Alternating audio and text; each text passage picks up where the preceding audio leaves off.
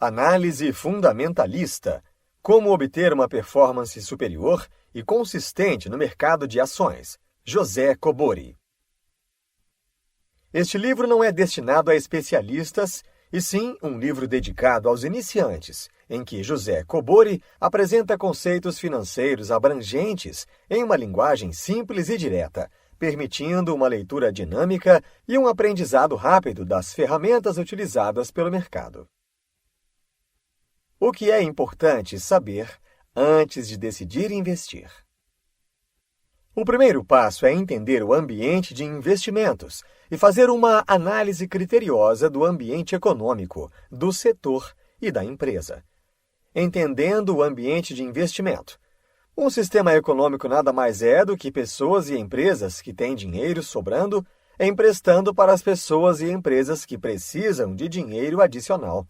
Todos conectados pelos intermediários financeiros, conhecidos popularmente como bancos. Essa troca de dinheiro, dos que têm sobrando para os que estão precisando, tem um custo que conhecemos como taxa de juros. Essa taxa é o preço do dinheiro. O custo do dinheiro na economia é definido pelo ambiente macroeconômico. O ambiente macroeconômico define, em primeira grandeza, todos os custos da economia. A taxa de juros define o custo do dinheiro. A taxa de câmbio define os custos para aqueles que necessitam importar e os preços para aqueles que exportam. A inflação e o desemprego afetam o consumo das famílias e, consequentemente, as vendas das empresas. Quando decidimos investir em uma empresa, esta é a primeira análise a ser feita. Como a operação da empresa será afetada em uma eventual mudança do ambiente? O tripé macroeconômico brasileiro. A política econômica brasileira está baseada no tripé que vigora desde 1999. Metas de inflação, câmbio flutuante e superávit primário. Sabendo que o Banco Central tomará as ações com base nesses objetivos, os agentes econômicos são capazes de se planejarem com certo grau de confiabilidade. Essas políticas e a autonomia do Banco Central em cumpri-las são extremamente importantes na condução dos negócios empresariais no Brasil. Metas de inflação são a referência para a política monetária, ferramenta utilizada para controlar a quantidade de dinheiro disponível no mercado. Quando a economia está consumindo mais do que produzindo, ou seja, há um forte consumo sem a devida oferta de produtos na mesma proporção, os preços começam a aumentar, gerando inflação. Quando essa inflação caminha para fora da meta, o Banco Central utiliza a ferramenta disponível de política monetária, que é a taxa de juros. Essa taxa é elevada e o seu efeito na economia é retirar dinheiro em quantidades que diminuam o consumo e minimizem a pressão sobre os preços, reduzindo assim a inflação. Câmbio flutuante.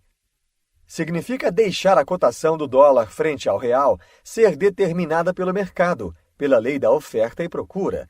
Apesar disso, o Banco Central pode entrar no mercado eventualmente, comprando ou vendendo moeda. Dessa forma, ele minimiza a volatilidade excessiva em determinados momentos. O superávit primário corresponde à política de atingir o saldo positivo entre arrecadação e despesa, excluindo o custo da dívida. Ele serve como uma sinalização para os investidores que o governo se preocupa em pagar a sua dívida, gerando um superávit que sinaliza, entre outras coisas, que ele não aumenta o déficit entre arrecadação e despesa, e gera resultados positivos que diminuem esse déficit. Portanto, se os dados de inflação divulgados periodicamente pela mídia estiverem fora dos objetivos, acima da meta, saberemos que o Banco Central aumentará a taxa básica de juros para controlar a pressão sobre os preços e, com isso, trazer a inflação para a meta. Da mesma forma, sabemos que a política de câmbio flutuante deixará o preço do dólar ser definido pelo mercado e o Banco Central intervirá. Já a meta de superávit primário manterá os gastos do governo sob controle. Analisar o ambiente setorial que se avalia investir é, antes de tudo, avaliar qual o seu estágio de crescimento. É um setor já maduro e se mantendo? Em declínio ou em forte expansão? As rentabilidades dependem dessas avaliações. Alguns aspectos que o investidor deve observar na análise são: taxa de crescimento do setor comparado à do PIB. Se as empresas crescem a taxas menores que o PIB, é um sinal de que pode haver problemas estruturais no setor que o impedem de acompanhar o crescimento da economia, ou é um setor de produtos e serviços obsoletos, defasados tecnologicamente e em processo de substituição. Grau de protecionismo. Um setor pode ter suas rentabilidades afetadas se seus produtos não são protegidos da entrada de concorrentes externos, ou sofrem o protecionismo para entrar em outros mercados. Grau de fiscalização e regulação.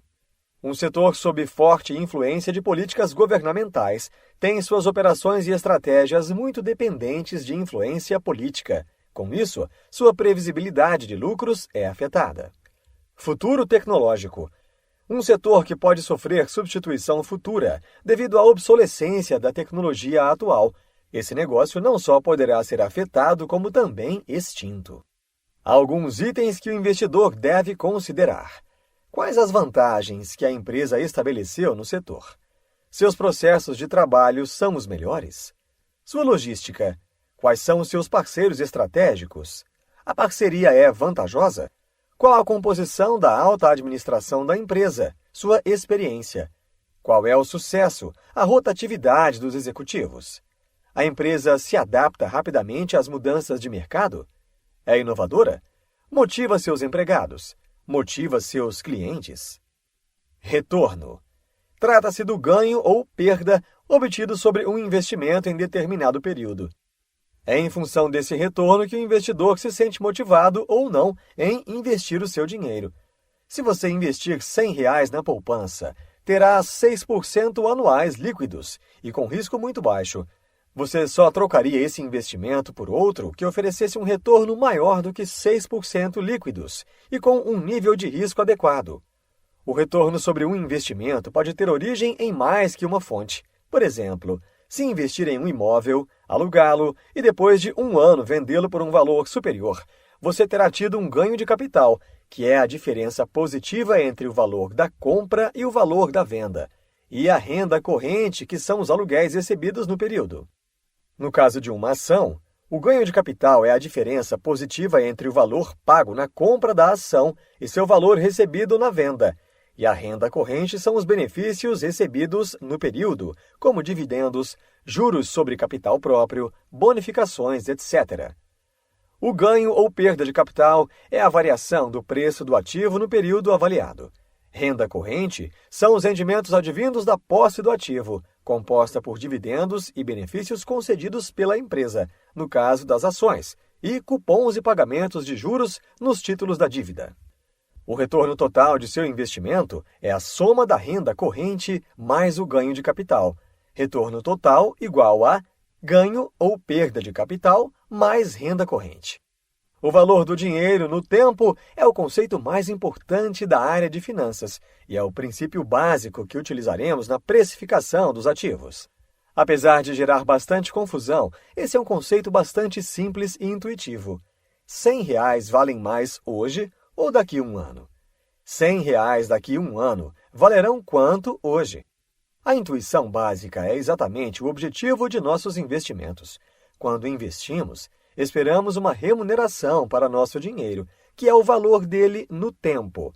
Se eu aplico R$100 em títulos públicos federais, esperando 11,25% ao ano, é porque estou cobrando R$ 11,25 por ano para emprestar meus R$100 ao governo. Ou seja, meus R$100 hoje valem R$ 111,25 daqui a um ano. O valor futuro é o montante após um período de uma aplicação feita hoje. Por exemplo, suponha uma aplicação hoje de R$100 que rende juros de 6% ao ano. Após o período de um ano, você teria valor futuro após um ano igual a R$100 vezes 1 mais 0,06, igual a R$ 106. Se você deixar o dinheiro aplicado por mais um ano, teria valor futuro após 2 anos igual a R$ 106 vezes 1 mais 0,06, igual a R$ 112,36, ou R$ 100 vezes 1 mais 0,06 vezes 2, igual a R$ 112,36. Se você desejar permanecer nessa aplicação, é só repetir o cálculo N vezes. O que é risco? O risco faz parte das nossas vidas. Somos apresentados ao risco no dia em que nascemos. No nosso dia a dia, estamos expostos a diferentes intensidades de risco. Ao escovar os dentes, sair da garagem, dirigir até o trabalho, almoçar ou mesmo dormir. Em tudo, porém, há um nível de risco diferente. Podemos definir esses riscos como involuntários. Há também os riscos voluntários, ou seja, aqueles que assumimos por vontade própria, ao consumir bebida alcoólica e dirigir, ou jogar na Mega-Sena, estamos correndo o risco de morrer ou de perder a aposta voluntariamente. Podemos definir o risco como incerteza, isto é, assumir algo que não estamos certos do resultado. Vamos focar na definição de finanças, na qual o risco é definido como a variabilidade dos retornos passados em comparação ao retorno esperado. É o conceito matemático e estatístico do desvio padrão, ou seja, quanto o resultado se desviou da média esperada. Como mensurar o risco? Necessitamos mensurar o risco para estabelecermos trocas justas entre risco e retorno. Se algo oferece risco maior, e para isto precisamos saber mensurar, deverá oferecer também uma possibilidade maior de retorno. É preciso haver possibilidade e não certeza. A primeira medida de risco lógica que surgiu foi a das probabilidades calculadas, ou seja, a probabilidade de um evento acontecer ou não. Um exemplo de fácil entendimento é o lançamento de uma moeda. Quando você lança uma moeda, a probabilidade de dar cara é de 50% e a de dar coroa também 50%.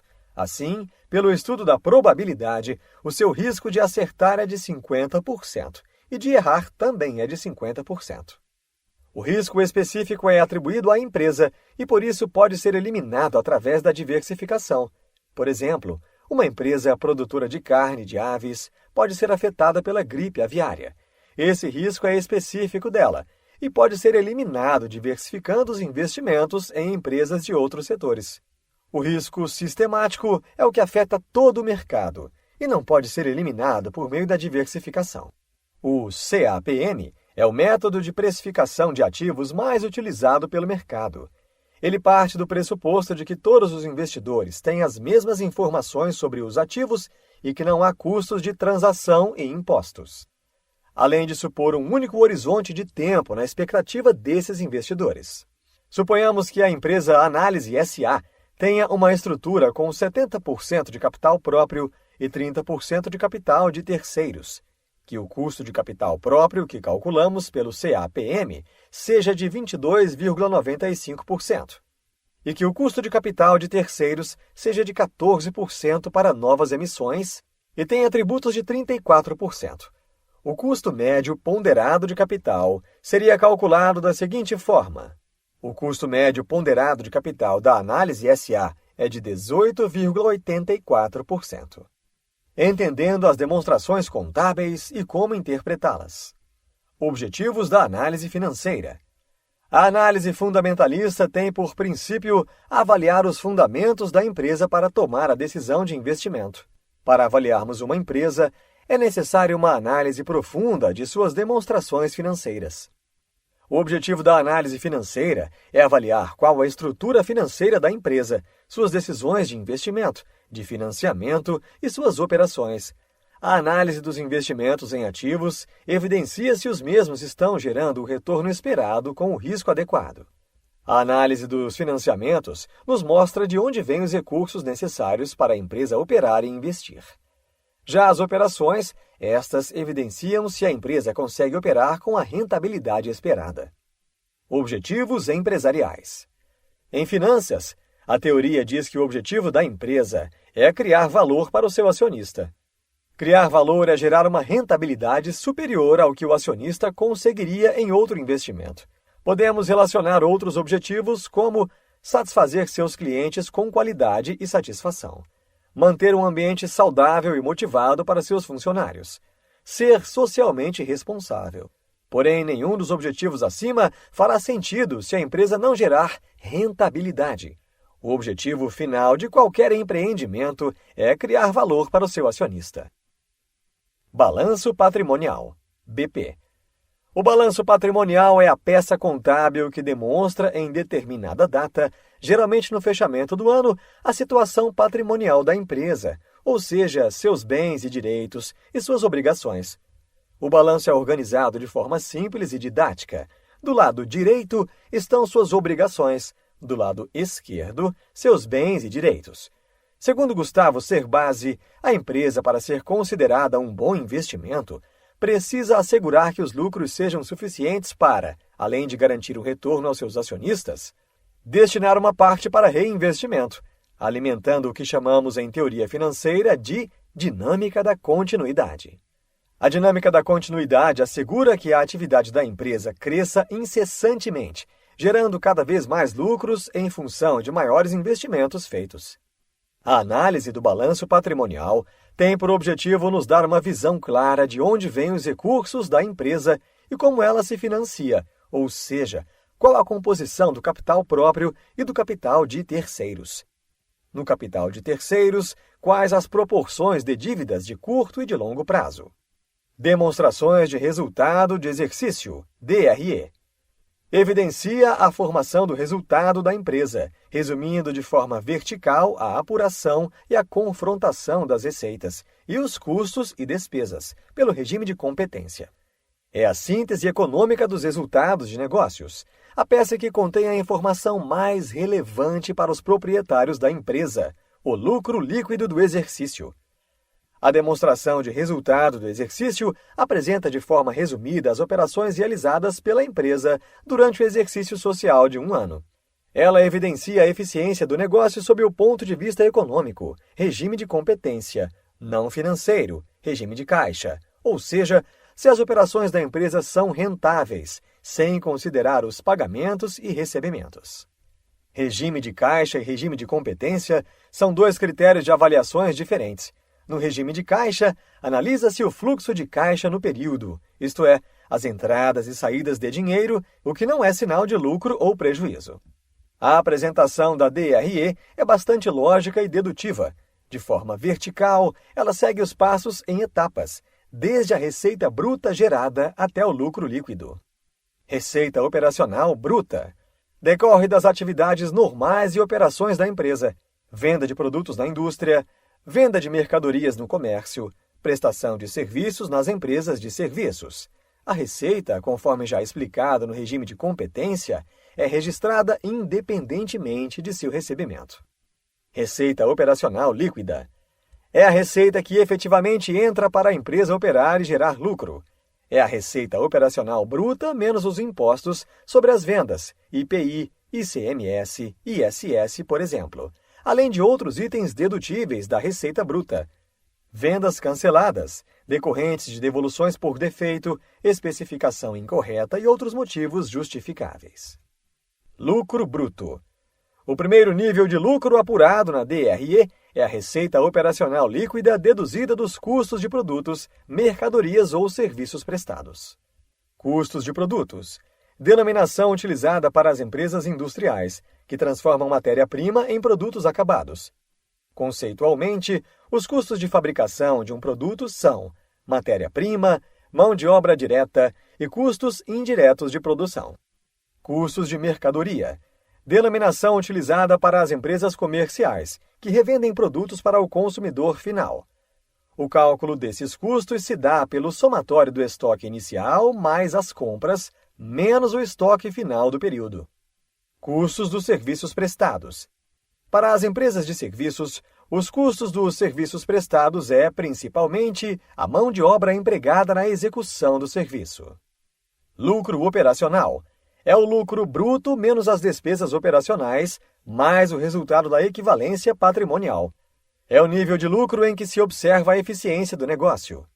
Despesas operacionais. Despesas como vendas, despesas relacionadas às atividades comerciais, comissões de vendas, salários e encargos da área de vendas, promoção e propaganda, etc. Despesas administrativas. São despesas relacionadas à área administrativa, como aluguéis, despesas com escritório, advogados, salários e encargos da área administrativa, etc. Despesas financeiras. São gastos com o pagamento de tarifas bancárias e juros por empréstimos. Devem ser líquidas de receitas auferidas em aplicações financeiras. Descontos concedidos a clientes, após o faturamento, também são tratados como despesas financeiras, assim como descontos recebidos por antecipação de pagamento a fornecedores. Resultado de equivalência patrimonial é o reconhecimento de lucro ou prejuízo na participação em outras empresas. Lucro antes dos impostos e contribuições. É o lucro operacional somado às receitas e subtraído das despesas não operacionais, ou seja, aquelas que não são parte do objetivo da operação, do negócio. Receitas e despesas não operacionais.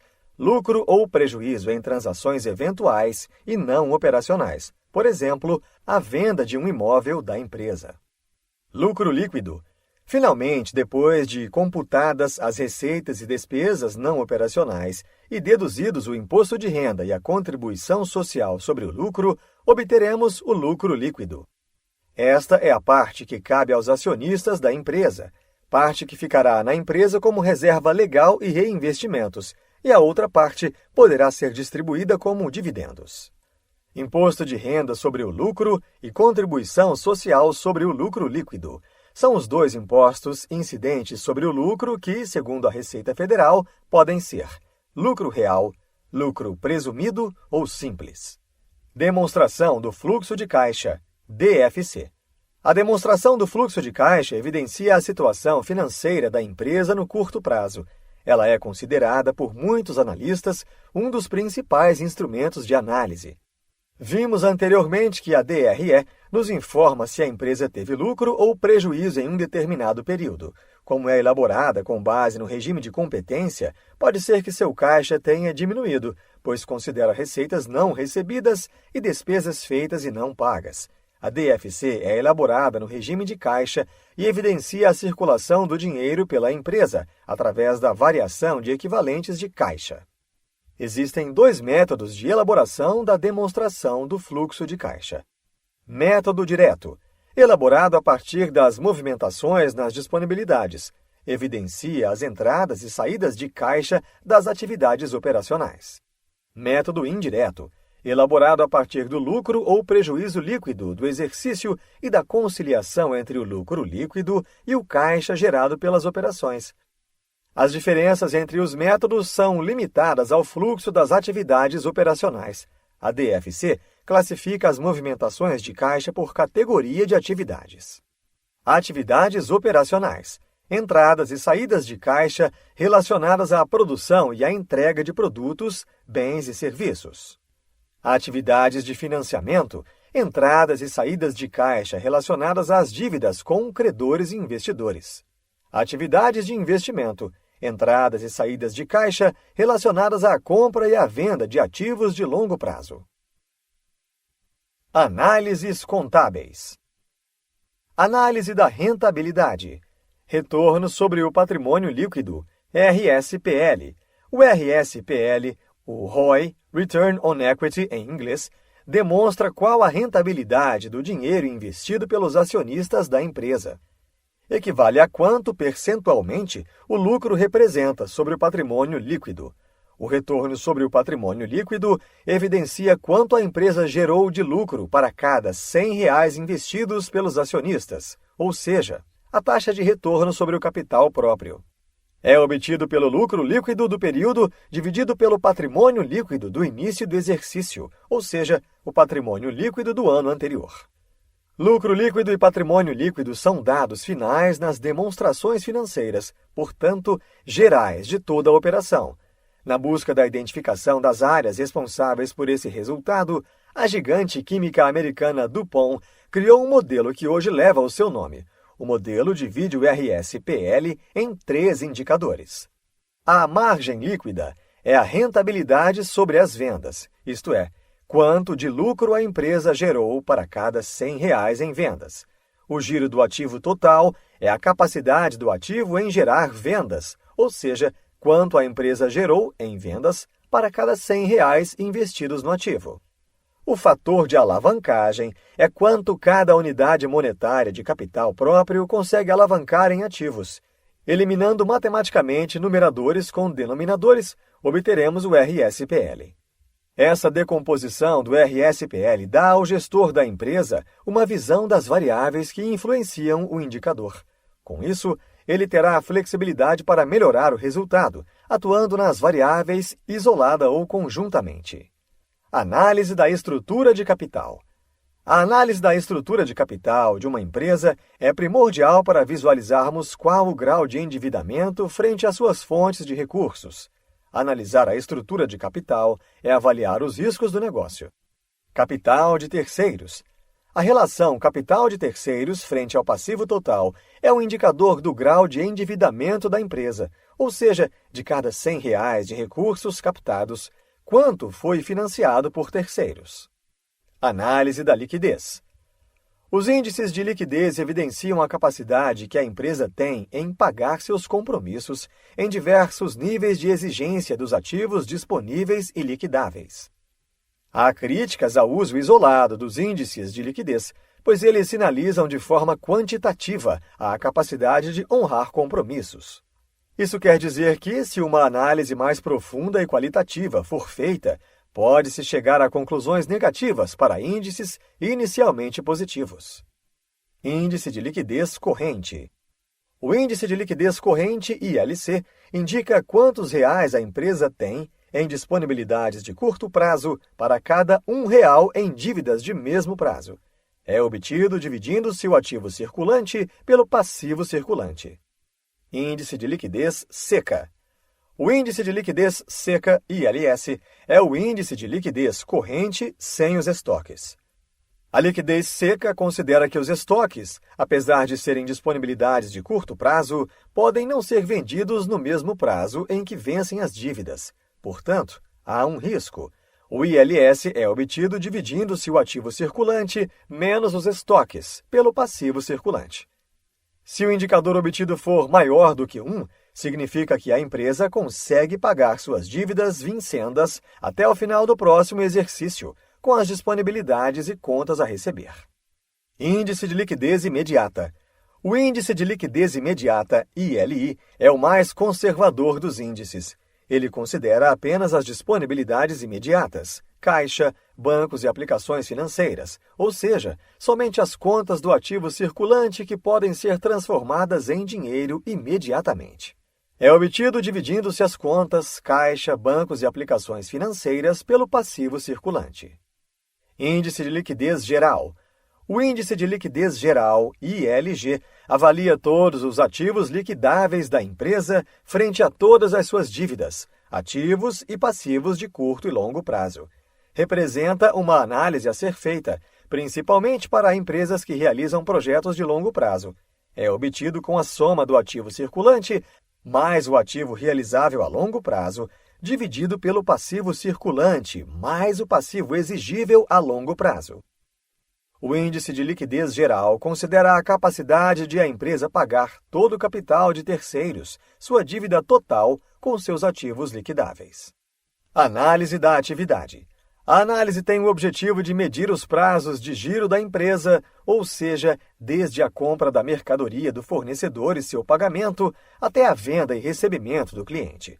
O cenário ideal é o da empresa que consegue prazos maiores com os fornecedores, vendas rápidas e prazos menores dados aos clientes.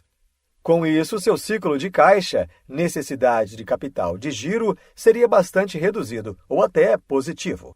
Prazo médio de estocagem, PME. Empresas comerciais. O tempo médio em dias da compra da mercadoria até sua venda, ou o tempo médio necessário até a completa renovação dos estoques. Empresas industriais. O tempo em dias de produção e estocagem. Em uma empresa comercial, o prazo é entre a compra da mercadoria e sua venda. Caso seja uma empresa industrial, o prazo é entre a produção, a estocagem e a venda. Prazo médio de recebimento. O prazo médio de recebimento, PMR, também conhecido como prazo médio de cobrança, é o tempo médio em dias entre a venda e o recebimento. expressa o poder de pressão dos clientes sobre a empresa. Prazo médio de pagamento. O prazo médio de pagamento, PMP, é o tempo médio que a empresa tem para pagar a seus fornecedores. Ao contrário do prazo médio de recebimento, expressa o poder de barganha com seus fornecedores. Ciclo operacional. A soma dos prazos PME e PMR revela o ciclo operacional da empresa. É o prazo total entre a compra da mercadoria até sua venda e recebimento. Ciclo financeiro. O ciclo financeiro é o prazo que a empresa tem entre pagar seus fornecedores e receber de seus clientes. Quanto maior esse prazo, maior sua necessidade de capital de giro. Métodos de análise de desempenho. Análise vertical e análise horizontal. Os métodos levam esses nomes pela forma de visualização do resultado. Na vertical, são analisadas as contas das demonstrações verticalmente, mostrando quanto elas representam em relação ao seu referencial. Na horizontal, o quanto as contas representam ao seu referencial passado. Como já constatamos anteriormente, os indicadores isolados mostram apenas como as contas estão sendo administradas e nos dão uma visão isolada. É preciso interpretá-los em um contexto geral, inclusive com o mercado. Os métodos vertical e horizontal completam-se. São parte de um trabalho de análise que é necessário, mas não é final. Com os resultados encontrados, podem-se chegar a conclusões em que é preciso um aprofundamento na busca de informações para descobrir a origem dos resultados, bons ou ruins. Mas eles já nos dão uma excelente visão da situação econômica e financeira das empresas e sinalizam elementos de previsão de tendências. Análise vertical. O objetivo da análise vertical é nos dar a participação percentual de cada conta do balanço patrimonial e da demonstração de resultado do exercício em relação ao seu referencial, aferindo a sua importância relativa. Como é uma análise estrutural, permite-nos enxergar eventuais proporções anormais. Análise horizontal. O objetivo da análise horizontal é nos dar um exame da evolução histórica de cada item das demonstrações, fazendo uma comparação temporal. A comparação de um período contábil passado para o atual permite-nos chegar a determinadas conclusões. Planejamento estratégico. Em um mercado cada vez mais competitivo, o planejamento estratégico das empresas é imprescindível, não só para sua sobrevivência, mas para liderar cada vez mais o seu mercado e atingir a rentabilidade esperada pelo acionista. Uma vantagem competitiva de longo prazo é garantida pelas estratégias competitivas adotadas e, principalmente, criadas a partir de uma visão detalhada de como suprir as necessidades de mercado com maior rentabilidade. Desde os primórdios, existem vantagens competitivas inegáveis. Vender um produto exclusivo, geralmente protegido por patentes. Nesse caso, a empresa precisa estar preparada para enfrentar a concorrência quando a patente se extinguir. Prestar um serviço exclusivo. Se não estiver protegido por propriedade intelectual, a exclusividade também termina um dia. Ou comprar e vender a baixo custo, algo que os consumidores sempre irão precisar. Essas e outras vantagens são criadas pelo planejamento estratégico, na escolha das estratégias competitivas. O importante é entender que é preciso estar sempre analisando as empresas para monitorar sua capacidade de se manter à frente de seus concorrentes. Insta Insights.